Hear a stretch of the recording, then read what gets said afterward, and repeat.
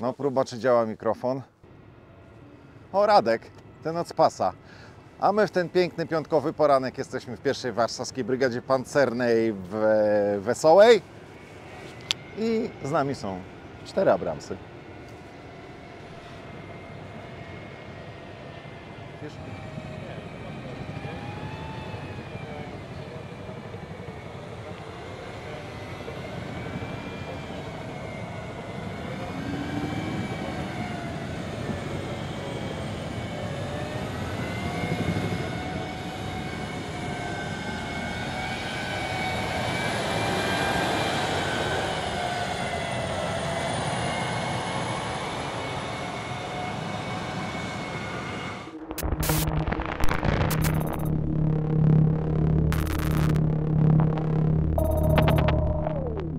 No, to jesteśmy na małym poligoniku na placu ćwiczeń w pierwszej warszawskiej brygadzie pancernej w Wesołej.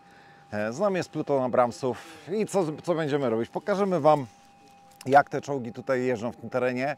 Chłopaki mówią, że to są jedne z pierwszych ćwiczeń takich bez szkolenia, bez Amerykanów. Zaczynają po prostu wdrażać te wozy do uzbrojenia jednostki i zaczynają je oswajać.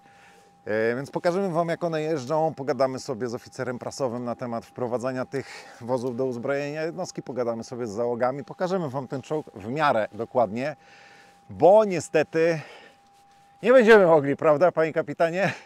Nie będziemy mogli filmować ich na razie, przynajmniej we wnętrzu. Chociaż moim marzeniem jest zrobienie po prostu czołgów w szczegółach, tak żeby Wam pokazać, jak wyglądają poszczególne stanowiska załóg. My sobie to dzisiaj obejrzymy. Wy niestety będziecie musieli poczekać, bo nie będziemy mogli nagrywać. A na czym siedzisz? Na jakimś zasobniku.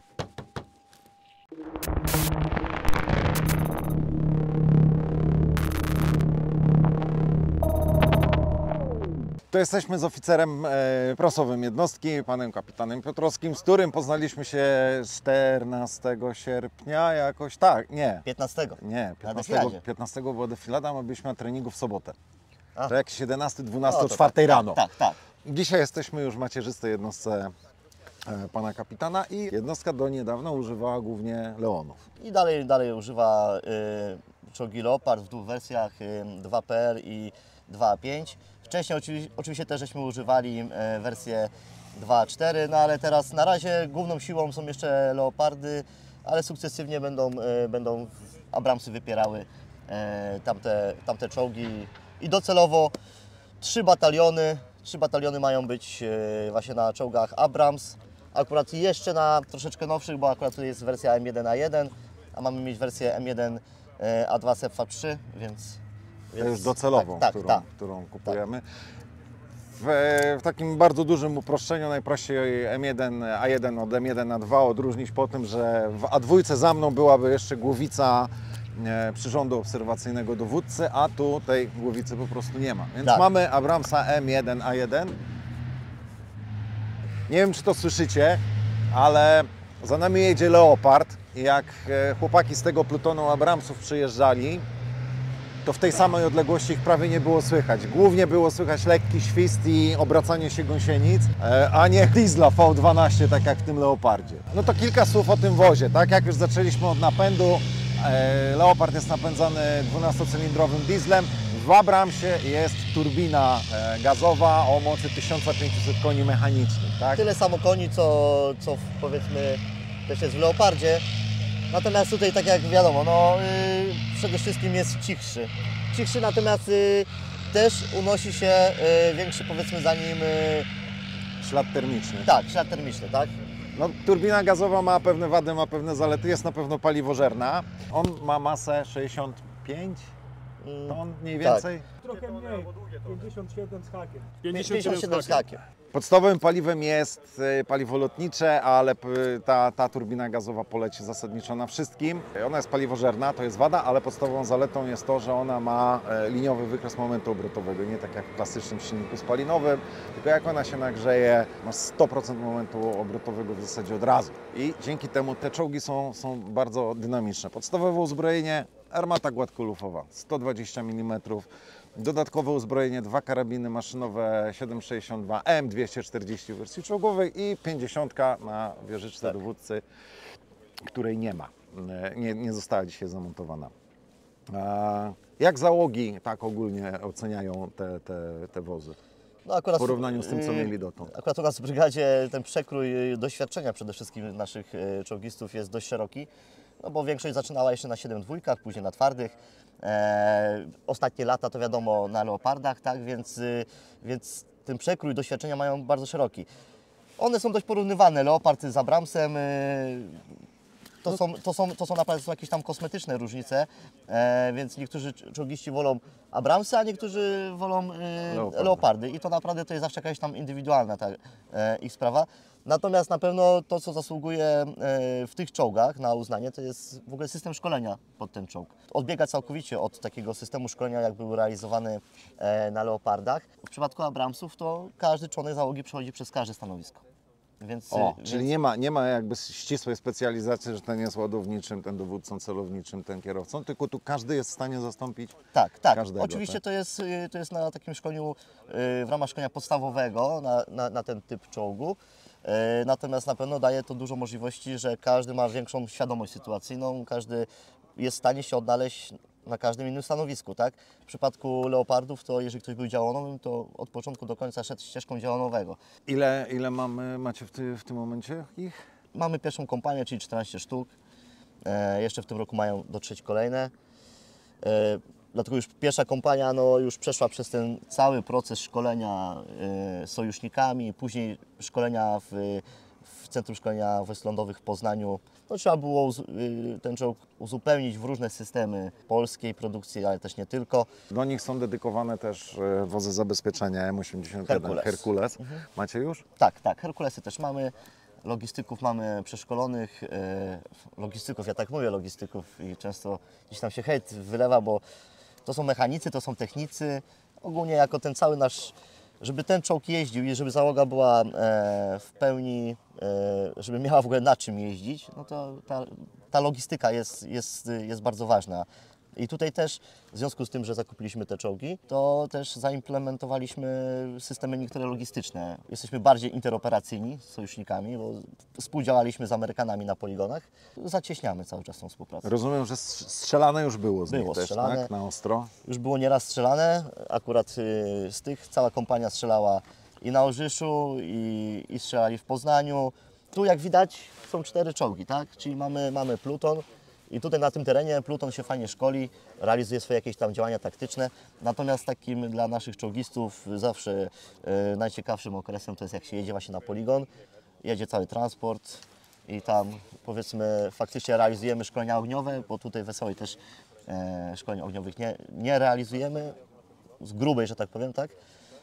Z kruchy, jak to potocznie my nazywamy, no bo tutaj te warunki mieszkańcy by tutaj okolicznych terenów by chyba nie chcieli, żeby tak się tutaj działo. Natomiast na poligonach zawsze tam się dzieje to crew tego pancernego rzemiosła i na pewno zaprosimy i Ciebie, i naszych wszystkich obserwatorów, żeby przyjechać i zobaczyć, jak to wygląda. A propos tego placu, bo rozmawialiśmy wcześniej, jak chłopaki tu jeździli, z pragnącym zachować anonimowość dowódcą kompanii, tak? Ale powiedział, że kiedyś wystąpi. I on mówił, że to jest stosunkowo niewielki plac. Ile on ma? Z 500 metrów może długości, z szerokości będzie miał tam 150-200, Tak, 200, no. Mniej więcej, więc to nie jest bardzo dużo, ale on powiedział, że mając pluton wozów i wóz dowodzenia z systemem, z tymi nowoczesnymi systemami zarządzania polem walki, jak to się ładnie nazywa, on powiedział, że nawet na tym odcinku jest w stanie im zasymulować pewne bojowe sytuacje, typu wykrycie przeciwnika z tej strony, z tamtej, rozwinięcie, ustawienie się w linię, w różne szyki. Więc nawet na tych 500 metrach można już coś zrobić. No. Właśnie o to chodzi, że zresztą jak na każdym sprzęcie, no to najważniejsza zawsze jest ta załoga i nie trzeba się rozwijać w kompanię, żeby ćwiczyć elementy podstawowe. Tutaj właśnie chodzi o to, żeby pierwsza załoga, żeby załoga była ze sobą super zgrana, a później, żeby ten pluton był super zgrany, tak? Żeby sekcje były zgrane, czyli 2 czołgi. No i to jest taki chyba najważniejszy. Zresztą to też pokazują doświadczenia z różnych tam powiedzmy konfliktów, że czołgi raczej działają właśnie w mniejszych grupkach, tak żeby realizować punktowo zadanie. No dobra, tyle ogółu. Dziękuję bardzo. Czy ja teraz mogę zaprosić? A, tak, jeszcze, oczywiście. no to przede wszystkim chyba robimy to wszystko dla Was po to, żebyście widzieli, że wojsko jest już przyjazne, że wojsko zawsze było przyjazne, tylko teraz otwiera się, że jest mnóstwo też fajnych stanowisk w Wojsku Polskim, żeby dołączyć w nasze szeregi. Więc jak ktoś chce być czołgistą, zapraszamy do brygady. Jak ktoś chce być logistykiem, zapraszamy do brygady. Jak ktoś chce być łącznościowcem, zapraszamy do brygady. Stanowisk jest wiele w różnych specjalności i ogólnie zapraszamy do wstępowania do Wojska Polskiego, bo służba jest fajna. Tak, wiem coś o tym.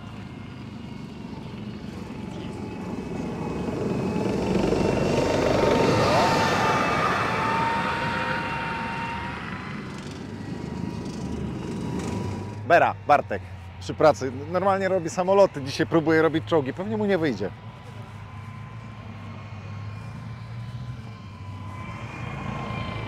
Jest moc, kurde, jest moc!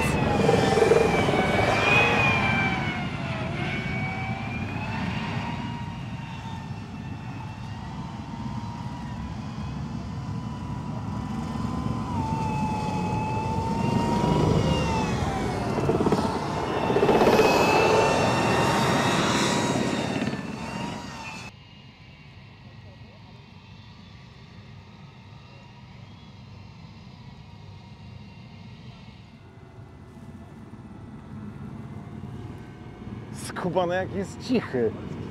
Ja pierniczę po prostu. No, ziemia drży. Tak, te 60 plus minus ton. Z tyłu go mocno słychać, ale z przodu jak te czołgi jadą, jest po prostu cichutki. O kurwa, ale to wygląda.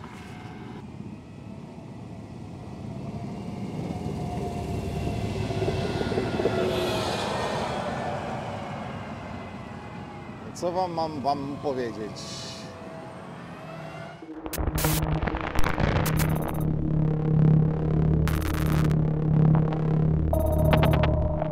Skończyliśmy ćwiczenia plutonu Abramsów i teraz jesteśmy z Adamem, jednym z członków załóg tych wozów i podpytamy go, trochę się krępuje, ale będzie dobrze, bądź na luzie. Podpytamy go po prostu o ten wóz. Jaką funkcję pełnisz w czołgu? Etatowo na tym czołgu jestem ładowniczym, aczkolwiek każdy z operatorów, czołgistów na Abramsie posiada tytuł operatora, czyli jest przeszkolony na każde stanowisko. Oczywiście w jakimś tam nie bardzo szerokim zakresie, ale jesteś w stanie zastąpić celowniczego, jesteś w stanie zastąpić kierowcę. Zgadza się, dokładnie. Bez problemu. Czyli to zupełnie inaczej wygląda niż wyglądało na starych wozach, tak? Tak. System szkolenia tam był na funkcję. Dokładnie. Kierowca uczył się stricte swojej działki, ładowniczy się uczył tylko swojej działki. Na Abramsach każdy czołgista uczy się wszystkich stanowisk. Rozumiem, że jeździłeś wcześniej na Leopardach. Zgadza się. Jak ocenisz Abramsa w porównaniu z Leopardem? Jedna maszyna, jak i druga jest bardzo wdzięczna. No, a Abrams zdecydowanie przeważa pod kątem bezpieczeństwa załogi. Ma zdecydowanie grubszy pancerz oraz jego atutem jest odizolowany przedział amunicji, Dokładnie. co zdecydowanie zwiększa żywotność załogi. Leopard jest bardziej dzielny terenowo, z racji tego, że jest o wiele ton lżejszy, no ale coś za coś kosztem czegoś. A propos tej odizolowania amunicji od załogi, w Abramsie praktycznie cały zapas amunicji, no chyba 6 sztuk jest tylko luzem Tak, wsadzonych. 6 jest w kadłubie, ale nawet Amerykanie ich I się po prostu nie używa. ładuje, bo ze względu bezpieczeństwa, a w Leopardzie podstawowy zapas, bo tam był w niższej wieży, był magazyn ten podręczny, ale podstawowy zapas amunicji jest umieszczony po lewej stronie kadłuba obok kierowcy. Dlatego w Leopardzie kierowca siedzi z prawej, bo magazyn ma być dostępny dla ładowniczego. I trafienie w ten magazyn to do widzenia, a w przypadku Abramsa trafienie, bo za nami się znajduje de facto magazyn amunicyjny, tak?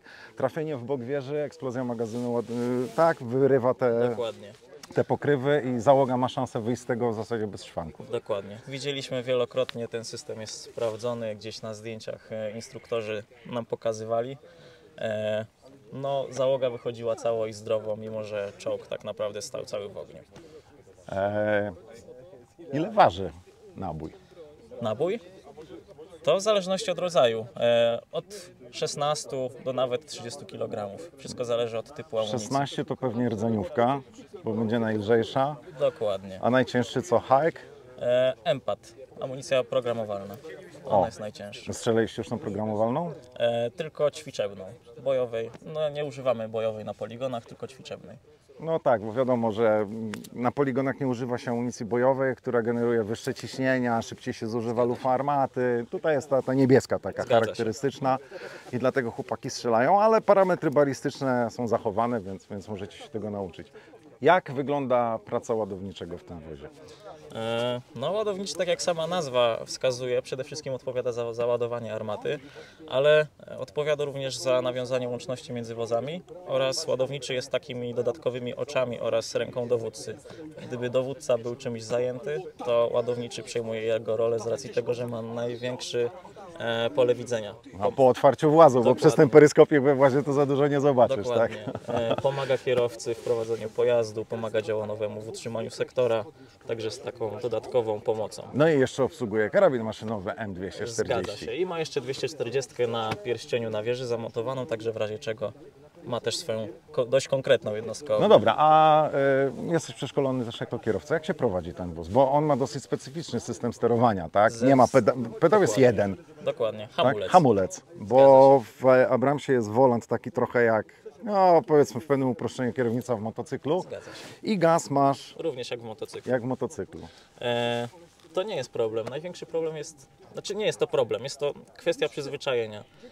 Silnik w Abramsie jest turbowałowy. On potrzebuje troszeczkę czasu na reakcję. A tu depczesz się masz od razu. Dokładnie. Na przykład w Leopardzie mamy tak jak w samochodzie, można to łatwo przyrównać. Naciskam pedał gazu, czołg reaguje natychmiastowo. Tutaj musimy go trochę wkręcić na te obroty. Dajemy mu gazu, on musi się wkręcić i dopiero jest reakcja.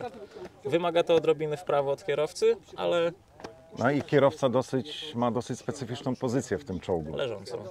bo leży zasadniczo, Leży. tak? Zgadza się. No, wynika to z tego, że jest tu bardzo gruby pancerz wielowarstwowy, a po bokach są zbiorniki paliwa. No i kadłub jest stosunkowo niski w porównaniu z innymi wozami, dlatego musieli po prostu go położyć. No dobra, słuchaj Adamie, dziękuję Ci bardzo. Mam nadzieję, że to nie jest nasze ostatnie spotkanie, bo rzecznik zapowiedział, że jak będą coś jeszcze chłopaki robić, to będą nas zapraszać. Mamy obiecane, że zapraszą nas na strzelanie. Mam nadzieję, że to dojdzie do skutku. Kończąc film, podziękuję tradycyjnie naszym wszystkim patronom. Zachęcę Was do wspierania nas w serwisie Patronite. Bardzo Wam za to dziękuję, bo to jest bardzo duża pomoc. Oczywiście tradycyjnie lajki, suby, komenty. Dzięki Adamie. Nie było źle, naprawdę nie było źle. I do zobaczenia w następnym filmie.